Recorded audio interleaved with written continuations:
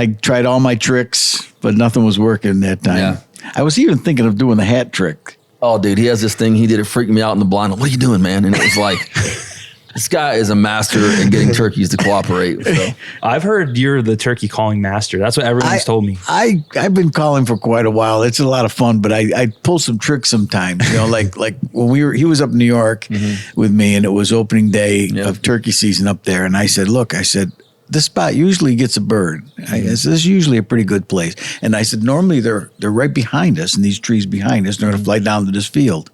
And that day, I said, okay, it's starting to get light. I said, can you see the sights? You shoot using a shotgun. I said, can you see the sight? Yeah, I see them.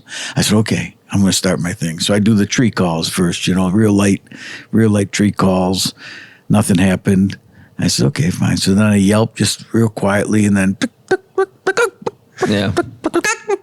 like you're waking up a little bit. Yeah. And then I go to fly down, and I take my hat off, and I said, now don't freak out over this. Okay, this is gonna. So then I get, here we go. Now I took my hat and I beat it against my leg as fast as I could, and I slowed it down eventually. And it sounded like a bird flying out of the tree. That sounds just like it, believe me. So when I do it, I also cackle, because sometimes they make that sound. Yeah. So and I'm thinking this guy's either the master or has way too much freaking time on his hands when he's off tour. Like, how did you think of that? That was good, The sad thing is nothing happened after that. Zero. So we had a few laughs in the blind, and nothing was going on until later on in the morning. And then I'm looking up the field, and I see this black blob that wasn't there before. And I said, there he is. We got our binoculars. I'm looking. I says, oh, he's a shooter. He's a nice one. He's nice.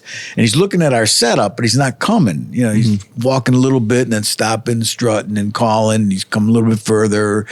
He's not really moving too fast, you know. So I said, okay, I got to talk dirty to this bird. I said, so I grabbed my slate call, and I did some purrs on the slate. I started off, I go, and I went, like that. Oh man, that was the trick. That was it. Got him. Now I'm on a quest to photograph that year the Grand Slam, which is a Merriam's, an Osceola, a Rio Grande, and an Eastern, all in the same year. So my goal is first get a picture of the bird. He's like, put that camera down.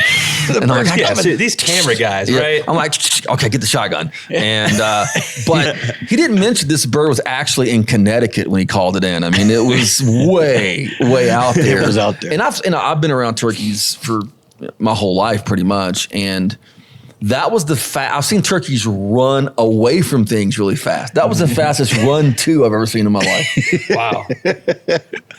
Oh, that was fun. So I took a photo and blew its head off right afterwards.